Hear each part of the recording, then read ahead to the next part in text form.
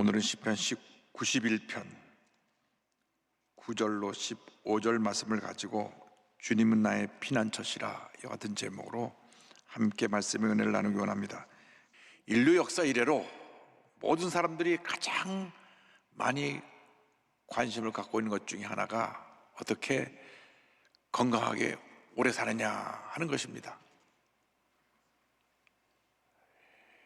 한의학 박사인 박진호 원장님께서 현재 102세가 되신 김영석 교수님의 건강의 비결을 연구해서 한의학 박사가 본 김영석 교수의 100세 건강이라는 책을 내셨습니다. 이 박 원장님은 2014년 김영석 교수님 왼쪽 무릎 통증을 치료해 준 것이 계기가 되어서 지금까지 좋은 관계를 맺고 계십니다. 그 책의 첫 부분의 내용이 독수리가 먹이를 움켜쥐듯 희망을 붙잡으십시오 하는 내용입니다. 꿈과 희망이 삶을 성실하게 만들고 인생의 즐거움을 가져다가는 그런 내용입니다. 김원석 교수님은 최선의 건강은 최고의 수양과 인격의 산물이라고 이 책에서 말하고 있습니다. 이 모든 것이 하나님을 믿는 절대 긍정의 신앙에서 나온 것입니다. 원래 김영석 교수님은 신학을 하려고 했습니다. 조효정이 되려고 하다가 좀 더 폭넓게 사람들을 섬기는 일을 해야 되겠다. 그래서 철학을 전공하게 된 것입니다. 그래서 김영석 교수님이 철학과 교수셨지만 교회 수양에도 많이 인도하고 설교 말씀도 많이 전하고 6.25 때 부산에 피난 내려가서는 광안리에 광안교회를 세워서 30여 명 데리고 함께 말씀 전하며 교회 기초를 놓았습니다. 그 교회에 저희 작은아버님이 30년 동안 통합측 목사님으로서 교회를 섬기시고 은퇴하셨는데 광안리 지역 가면 가장 큰 교회로 거기 자리 잡고 있습니다. 그래서 이 김영석 교수님의 모든 철학 강연과 하시는 말씀의 내용은 이 기독교 신앙에서 나온 것입니다. 절대 긍정, 절대 감사의 그 신앙으로 우리가 무장하면 우리에게도 놀라운 은혜와 축복이 다가오게 되는 것입니다. 오늘 성경은 먼저 우리의 유일한 피난자가 되신 하나님에 대해서 말씀을 합니다. 시편 91편 9절입니다. 내가 말하기를 야훼는 나의 피난처시라 하고 지존 자를 너의 거처로 삼았으므로 말씀합니다. 환난과 풍파많은 세상 가운데 우리가 피할 유일한 피난처는 오직 우리 주님의 품 한 곳밖에 없습니다. 이 세상 그 어디에도 우리의 피난처가 없습니다. 아무리 우리가 좋은 집에 살아도 그것이 피난처가 아닙니다. 아무리 우리가 권력을 가지고 높은 자리에 앉았다고 할지라도 그것이 우리의 피난처가 아닙니다. 우리의 피난처는 오직 우리 주 하나님의 품인 것입니다. 예수님의 십자가 아래인 것입니다. 주님만이 우리의 피난처가 되시고 우리를 지키시는 보호자가 되시고 요새가 되시고 반석이 되시는 것입니다. 시편 71편 3절입니다. 주는 내가 항상 피하여 숨을 바위가 되소서. 주께서 나를 구하노라 명령하셨으니 이는 주께서 나의 반석이시요 나의 요새이심이니이다. 주님이 나의 반석이 되시고 나의 요새가 되십니다. 시편 91편 2절입니다. 나는 야훼를 향하여 말하기를 그는 나의 피난처요 나의 요새요 내가 의뢰하는 하나님이라 하리니. 그렇습니다. 주님이 나의 피난처가 되시고 나의 요새가 되시고 내가 믿고 의지하는 하나님이 되시는 것입니다. 짧게 지나는 인생길에서 오직 주님만 믿고 의지하고 나가면 주님께서 우리를 모든 환난에서 지키시고 보호하여 주시고 주님께서 예비하신 놀라운 은혜와 축복의 자리로 우리를 인도해 주실 것입니다. 시편 91편 10절 11절을 말씀합니다. 화가 내게 미치지 못하며 재앙이 내 장막에 가까이 오지 못하리니 그가 너를 위하여 그의 천사들을 명령하사 내 모든 길에서 너를 지키게 하심이라. 아멘. 주님이 우리를 지켜주십니다. 코로나19가 이렇게 1년 넘게 오랜 시간 동안 온 세계 사람을 불안과 공포 속에 몰아넣고 큰 고통을 갖다 주었지만은 지금처럼 철저하게 방역 지침을 잘 지키고 백신과 코로나 백신과 치료제가 다 보급이 되면 종식이 될 것입니다. 우리는 승리할 것입니다. 무엇보다도 전지전능하신 하나님께서 우리와 함께하여 주시고 우리를 사냥꾼의 올무와 극한 전염병에서 우리를 건져 주실 것입니다. 시편 91편 3절입니다. 이는 그가 너를 새 사냥꾼의 올무에서와 심한 전염병에서 건지실 것이미로다. 하나님을 거역하는 수많은 사람들이 넘어지지만은 주님을 섬기는 사람들은, 주님의 백성들은 주님께서 지키시고 보호하시고 함께해 주시는 것입니다. 시편 91편 7절입니다. 1000명이 내 왼쪽에서 10,000명이 내 오른쪽에서 엎드러지나 이 재앙이 내게 가까이 하지 못하리로다. 전적으로 하나님을 믿고 의지하고 나가는 여러분 되기를 바랍니다. 우리가 믿음의 사람으로 살면 주님이 우리를 책임져 주십니다. 환경을 바라보지 말고, 사람을 바라보지 말고, 내 자신을 바라보지 말고 문제 해결자가 되시는 주님만 바라보고 나가는 여러분 되기를 주님의 이름으로 축원합니다. 둘째로, 그 주님이 우리의 유일한 사랑의 대상이 되어야 합니다. 주님보다 더 사랑하는 것이 다 우상입니다. 물질을 사랑하면 물질이 우상이고, 명예를 사랑하면 명예가 우상이고, 나를 더 사랑하면 내 자신이 우상이 되는 것입니다.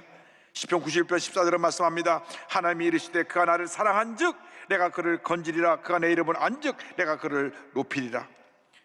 우리가 주님을 사랑하시기 때문에 우리를 건져주시고, 우리가 주님을 사랑하기 때문에 주님이 우리를 높여주신다고 성경은 말씀하고 있는 것입니다. 우리의 온 마음과 뜻과 정성을 다해 주님을 사랑할 때 하나님의 은혜와 축복이 임하게 됩니다. 예수님 말씀하셨습니다. 마태복음 22장 37절입니다. 예수께서 이르시되 내 마음을 다하고 목숨을 다하고 뜻을 다하여 주 너희 하나님을 사랑하라 하셨으니, 마음을 다하고 목숨을 다하고 뜻을 다하여 주 하나님을 사랑하면 주님께서 우리의 일생을 책임져 주시는 것입니다.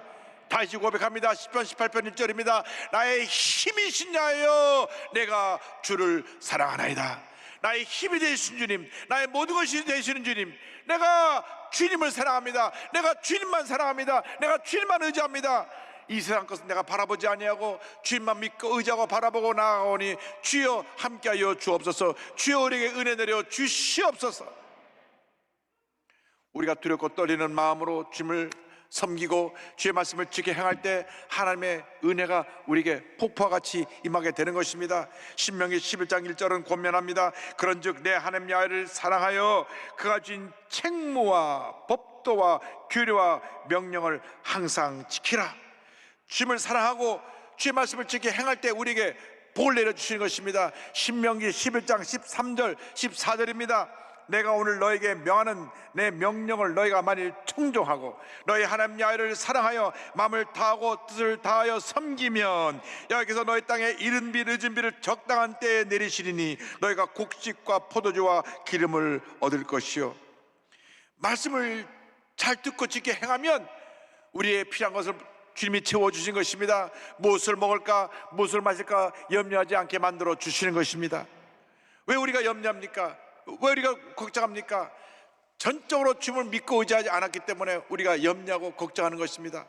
염려할 시간에, 걱정할 시간에, 탄식할 시간에, 불평할 시간에 주의 말씀에 귀를 기울이고 말씀을 묵상하고 말씀을 고백하고 믿음으로 전제해 나가는 여러분 되기를 주님의 이름으로 축원합니다. 프랜스 첸 목사님이 이런 말씀을 합니다. 당신은 예수 그리스도와 지독한 사랑에 빠졌는가 아니면 미직지근한 마지못한 반쪽짜리 헌신을 하는 그런 신앙이 아닌가 자신을 살펴보라고 하는 것입니다. 그러면서 자신을 살펴보는 18가지 조항을 말씀하시는데 제가 10가지만 소개하기를 원합니다. 첫 번째가 썬데이 크리스찬이 아닌가, 주일에는 교회 나와서 예배를 드리는데 일주일 내내 주님을 잊고 사는 사람이 아닌가 라고 하는 질문입니다. 둘째로 주님 앞에 헌금 드리고 기부하는 일은 여유가 있을 때만 하지 내가 힘들어 오를 때는 전혀 관심도 없는 모습이 아닌가. 셋째로 하나님보다 다른 사람이 나를 어떻게 볼까, 다른 사람들이 이목에 더 신경 쓰지 않는가? 하나님은 보이지 않고 사람들은 보이니까, 사람들이 보이는 사람 앞에는 잘 보이려고 하지만 하나님 앞에는 적당히 마음대로 사는 사람들이 꽤 있습니다. 넷째로, 감동은 받지만 실천하지 않는다. 말씀 들을 때 때때로 감동은 받는데 그대로 살지 아니하고 그냥 물 흐르듯이 잊어버리고 지나가 버리는 사람들이 있습니다. 다섯 번째, 복음을 전하지 않는다. 전혀 믿지 않는 사람들에게 복음을 전하지 아니하고 혼자서만 교회 왔다 갔다 가고 있지 않은가. 여섯 번째, 세상의 기준에 따라 산다. 대단히 불행하게도 하나님의 법대로 살지 아니하고 세상에 나가서 적당히 죄와 타협해만 사는 사람들이 많이 있습니다. 일곱 번째, 목숨을 다해 하나님을 사랑하지 않는다. 여덟 번째, 천국보다 세상에 더 관심이 많다. 세상 일에 관심이 많고 세상 것을 얻기 위해서 그저 정신 잃고 그것에 빠져 있다면 그것은 우리가 부끄러운 신앙생활을 하는 것입니다. 아홉 번째, 가난한 사람들에게 베풀지 않는다. 나는 풍성한 삶을 살아가고 있으면서도 우리 주변에 가난하고 병든 사람들을 돌아보지 않는 모습이 아닌가. 마지막 열 번째가 이것이 우리가 좀 심각하게 고민해 봐야 됩니다. 믿지 않는 사람들처럼 산다. 직장을 다니는데 믿는지 믿지 않는지 몇 년 동안 교회를 다녀도 구분이 안 되는 사람이 있습니다. 나중에 저 사람 교회 다녔어? 이렇게 얘기를 듣는다면 우리는 정말 세상에 살면서 믿는 사람들의 본을 보이지 못한 것이라 할 수 있습니다. 직장 다니는 사람들 보면 믿지 않는 직장에서 매일 저녁 모여서 회식을 합니다. 그리고 요즘 코로나 때문에 좀 나아졌죠. 옛날에는 걸핏하면 오늘 저녁 회식이다 하고 모여가지고 그냥 술이 만취되게 먹습니다. 그런데 세상에 어울려 살려니까 전혀 대석을 하지 않고 그들과 어울려 지냅니다. 몇 년을 다녀도 교회 다니는 것을 아무도 모르는 경우가 있습니다. 이렇게 살면 안 됩니다. 이 모든 것을 내어버릴 수 있는 해결책은 예수님과 깊은 사랑에 빠진 것이라고 말씀했습니다. 하나님을 사랑하면 죄를 지을 수 없다. 따라서 하나님의 명령을 지키지 못할까 봐 걱정할 필요가 전혀 없다. 하나님은 우리를 변화시키기를 원하신다. 그것을 얼마나 절실히 원하셨던지 우리가 변할 수 있도록 목숨까지 내어놓으셨다. 그리스도께 시선을 고정하면 그리스도와 이웃을 사랑하는 일이 점점 자연스러워진다. 그리스도를 쫓으면 참된 만족이 찾아온다. 불안해하며 거짓 만족이 있을 것을 기웃거린다면 그것은 그리스도께로 달려가는 것을 멈춘 탓이다. 예수 그리스도를, 우리의 구주 되신 예수 그리스도를 마음과 뜻과 정성을 다해 사랑하는 여러분 되기를 바랍니다. 우리 주 하나님을 온 마음을 다해 사랑하는 여러분 되기를 주님의 이름으로 축원합니다. 주님을 뜨겁게 사랑하며 우리 늘 주 앞에 부르짖어 기도하는 주님의 백성들이 되어야 합니다. 주님은 우리의 간구의 귀를 기울이시고 응답하시는 하나님이 되십니다. 91편 15절은 말씀합니다. 그가 내게 간구하리니 내가 그에게 응답하리라. 그들이 환난 당할 때 내가 그와 함께하여 그를 건지고 영화롭게 하리라. 기도는 하나님께서 우리에게 주신 놀라운 축복의 선물인 것입니다. 하나님의 축복을 받는 영적인 통로입니다. 하나님과 영적으로 만나 교제하는 그 놀라운 은혜와 축복이 기도를 통해서 우리에게 이루어지는 것입니다. 일생을 살아가며 주님과 동행하는 삶을 살기 위해서 우리는 기도를 생활해야 되는 것입니다. 기도를 습관화해야 되는 것입니다. 아침에 일어나서 기도하고 시간을 내어서 기도하고 잠자리 들기 전에 기도해야 됩니다. 기도하고 또 기도하고 기도하고 또 기도하면 반드시 좋은 일이 우리에게 다가오는 것입니다. 환난을 당할 때, 문제를 당할 때, 어려움 당할 때 우리는 부르짖어 기도해야 됩니다. 시편 50편 15절입니다. 환난 날에 나를 부르라. 내가 너를 건지리니 내가 나를 영화롭게 하리로다. 부르짖어 기도하면 주님께서 우리를 건져주시고 우리를 통해서 영광을 받으신다고 성경은 말씀하고 있는 것입니다. 왜 우리가 문제를 해결하지 못합니까? 문제를 만났어도 기도하지 않고 사람을 찾아다니기 때문에 그렇습니다. 이 사람 저 사람 찾아다니며 도움을 간구합니다. 안타깝고 억울한 것을 하소연합니다. 그러면서 정작 하나님 앞에서는 기도하지 않습니다. 여러분, 아무리 바쁘고 아무리 힘들고 아무리 어려워도 주님 앞에 기도하는 것이 최우선순위가 되기를 주님의 이름으로 축원합니다. 너무 힘들고 어려울 때는 금식하며 기도해야 됩니다. 주님, 내가 식음을 좀 펴고 기도하니 주님 불쌍히 보시고 나의 기도를 들어 응답하여 주시옵소서. 부르짖어 기도하고 또 기도하고 기도하면 하나님의 기적이 임하게 되는 것입니다. 마태복음 5장, 6장, 7장은 산상수훈이라고 해서 예수님께서 주옥 같은 말씀, 그리스도인들이 어떻게 살아야 될 것인가를 가르쳐주는 말씀을 하셨는데, 그것에서 주기도문을 가르쳐 주시고 7장에 가서 기도에 대해서 이렇게 강조하셨습니다. 7절 8절입니다. 구하라 그리하면 너에게 주실 것이요, 찾으라 그리하면 찾아낼 것이요, 문을 두드리라 그리하면 너에게 열릴 것이니 구하는 이마다 받을 것이요, 찾는 이는 찾아낼 것이요, 두드리는 이에게는 열릴 것이니라. 11절입니다. 너희가 악한 자라도 좋은 것을 자식에게 줄 줄 알거든 하물며 하늘에 계신 너희 아버지께서 구하는 자에게 좋은 것으로 주시지 않겠느냐. 너무나 힘들고 어려운 일을 당했을 때, 아무래도 말 못할 깊은 고민과 괴로움과 상처가 있을 때, 너무 몸이 아파서 병사에 누워 눈물 짓고 있을 때, 그 누구도 나를 찾아오지 않고 외로움의 자리에 혼자 내 동생이 있었을 때, 바로 그때가 주님께 부르짖어 기도할 때인 것입니다. 주여 나를 불쌍히 여겨 주옵소서. 주여 나를 불쌍히 여겨 주옵소서. 내가 죽게 되었나이다. 부르짖어 기도하고 또 기도하고 또 기도하시기 바랍니다. 주님께서 내 마음에 평안을 주실 때까지 기도하고 또 기도하고 또 기도해야 됩니다. 기도를 멈춰서는 안 됩니다. 주님의 응답이 올 때까지 계속 기도를 해야 되는 것입니다. 간절히 부르짖으면 우리를 말할 수 없는 그 깊은 수렁에서 건져주시고 마음의 평안함을 넘치게 부어주시는 것입니다. 시편 40편 1절 2절입니다. 내가 야훼를 기다렸더니 귀를 기울이사 나의 부르짖음을 들으셨도다. 나를 기가 막힐 웅덩이와 수렁에서 끌어올리시고 내 발을 반석 위에 두사 내 걸음을 견고하게 하셨도다. 절대로 낙심하지 말고 원망불평하지 말고 남 탓하지 말고 주님께 엎드려 기도하고 또 기도하고 또 기도하시기 바랍니다. 불안해하고 염려, 것이 걱정한다고 달라지는 것이 무엇이 있습니까? 그냥 마음에 근심만 더해지고 스트레스 때문에 잠도 못 자고 무엇을 먹어도 소화도 안 되는 것입니다. 그래서 시편 42편 5절은 이렇게 권면합니다. 내 영혼아 내가 어찌하여 낙심하며 어찌하여 내 속에서 불안해하는가. 너는 하나님께 소망을 들어 그가 나타나 도우심으로 말미암아 내가 여전히 찬송하리로다. 주님을 전폭적으로 의지하고 기도하는 여러분 되기를 바랍니다. 감사와 찬양을 드리는 여러분 되기를 바랍니다. 반드시 좋은 일이 일어나게 되는 것입니다. 시편 91편 16절입니다. 내가 그를 장수하게 함으로 그를 만족하게 하며 나의 구원을 그에게 보이리라 하시도다. 50편 23절입니다. 감사로 제사를 드리는 자가 나를 영원롭게 하나니 그의 행위를 옳게 하는 자에게 내가 하나님의 구원을 보이리라. 여러분, 늘 주 앞에 기도하기를 힘쓰는 여러분 되기를 바랍니다.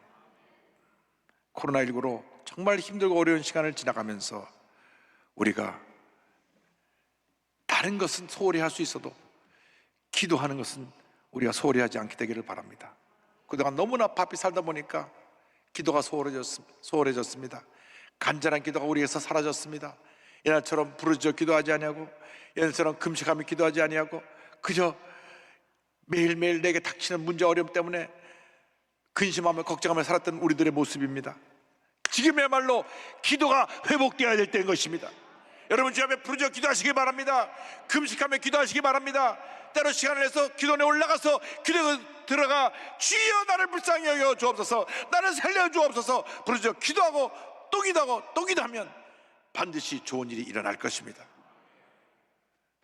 기도하면서 주님 앞에 여러분의 사명을 깨달아 알고 맡겨진 사명에 여러분 그 사명 완수를 위하여 최선을 다하여 살아가는 여러분 모두가 되기를 바랍니다. 한 주일 전에 탤런트 이광기 집사님이 저한테 책을 한 권 보내왔어요. 내가 흘린 눈물은 꽃이 되었다. 제가 그 책을 받아들여 읽으면서 많이 울었습니다. 자기 하나밖에 없는 외동아들이 갑자기 세상을 떠난 후의 이야기들을 기록한 것입니다. 2009년 11월 6일 7살이던 외동아들 석규가 몸이 열이 나고 구토를 하여서 동네 병원으로 갔는데 큰 병원으로 갔어요. 그래서 큰 병원으로 가서 이렇게 진찰하려고 하는데 갑자기 상태가 안 좋아져가지고 하루 만에 그만 심정지가 돼서 세상을 떠났습니다. 어떻게 손도 못 대고 아들이 세상을 떠났어요. 신종플루 가다가 와서 그 아이가 하루 만에 세상을 떠난 것입니다. 이광희 집사님은 너무 충격을 받아서 병원 복도에 앉아서 엉엉 울었습니다. 생각해 보세요. 눈에 넣어도 아프지 않을 저 아들이 그냥 제대로 치료도 못 받아보고 하루 만에 툭바닥 세상을 떠나니까 그 고통, 아픔, 충격은 말로 다 표현할 수 없었을 것입니다. 신종플루인 걸 알아서 타미플루만 딱 먹었어도 그냥 그렇게 험하게 가지 않았을 터인데, 스튜디오에 가서 앞으로 우리 아들 이제 활동할 때 사진 하나 남겨놔야 되겠다, 찍은 사진이 영정사진이 될 것을 어떻게 알았겠습니까? 저 환하게 우는 그 사진, 그 마지막 생각나기 직전에 찍은 사진입니다. 그런데 참 잘생겼죠. 아이가 환히 웃는 모습, 저 사진이 영정사진이 될 것을 어떻게 알았겠습니까? 망연자실했습니다. 날마다 부부가 웁니다. 누나가 있는데 동생이 갑자기 세상을 떠나고 부모님이 너무 슬퍼하니까 이 아이는 숙모가 와서 너 절대 엄마 앞에 울면 안 돼. 엄마 아빠 너무 마음이 아프셔. 그러니까 울지도 못하고 방에 들어가서 혼자 이불 뒤집어서 울고 나와서 태어나게 있고, 정말 하루하루가 너무나 힘든 시간을 보냅니다. 그런데 아들 사망보험금이 왔습니다. 그걸 통지서를 받아보고 나서 또 울었습니다. 이 돈 어떻게 할까? 그때 월드비전 NGO에 활동하고 계신 정혜리 권사님이 거기다 기부를 하면 좋겠다. 그래서 그 사망 남 보험금 전액을 월드비전에 기증을 하고, 그 다음부터 이 월드비전의 사역에 관심을 갖게 됐습니다. 마침 그때 그 다음에 1월 달에 IT에서 대지진이 일어났습니다. 지진 규모 7.0, 31만 6천 명이 죽고 150만 명이 다친 그런 큰 재난이었습니다. 여기에 자원봉사자로 갑니다. 자기 아들이 죽은 지 석 달도 안 됐는데 그곳에 가서 아이들을 돌보기 시작합니다. 사랑하는 아들을 잃었지만 거기 가보니까 부모를 잃은 아이들이 너무나 많고 고아들이 너무나 많고 길거리에서 배고파다고 울고 있는 아이들이 너무나 많아서 하나하나를 꼭 안으면서 그들과 함께 울어주고 먹을 것을 먹여주면서 그 버려진 아이들을 돌보며 석규를 잃은 슬픔을 위로받기 시작했습니다. 그래서 이 IT에 가서 봉사한 것이 계기가 돼서 매년 모금을 해서 그곳에 가서 그들을 돕는데, 그 다음에 가서도 저들이 무너진 학교를 크게 지어주고, 저것이 새로 지어준 학교입니다. 그리고 매년 가서 저들을 사랑으로 섬기며 보살펴주고 있습니다. 너무나 사랑하는 아들 하나를 잃었지만은 IT로 건너가서 수많은 아이들을 살려내고 예수님의 사랑을 전함으로 수많은 아이들의 아빠가 된 것입니다.